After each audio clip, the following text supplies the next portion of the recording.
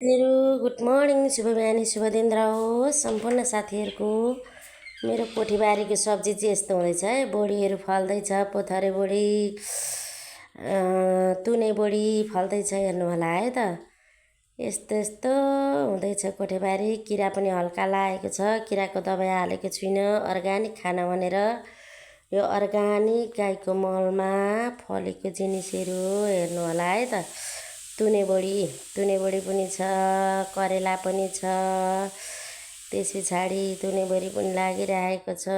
त्यस पछाडि पोथ्रे बोडी, त्यस पछाडि भिन्डी, लट्टे, त्यस पछाडि फर्सी हेर्नु होला है त। अनि कर्कौलो पनि छ, आउँदैछ कर्कौलो पनि।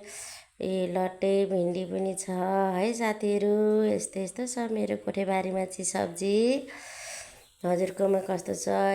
घिरौँलो पनि फल्दैछ, हल्का एउटा मात्रै लाग्दैछ है भर्खरै। बैगुन पनि कति फलेर खायौँ, बैगुन पनि फल्दैछ। ल है त साथीहरू, कुरिलो पनि छ, अनि अकबरे खोर्सानी।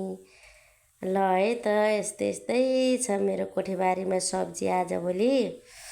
ल है साथीहरू, यहाँनिर पनि अब यतापट्टि यतापट्टि पनि पोथ्रे बोडी लहरिँदैछ, लौरे बोडी, काँक्रो एउटा फल्दै थियो र खायौँ, अब अरू चिचिरा लाग्दैछ। ल है साथीहरू, यस्तै यस्तै छ है मेरो त कोठेबारीमा। तपाईँहरूको कस्तो कस्तो छ? Good morning.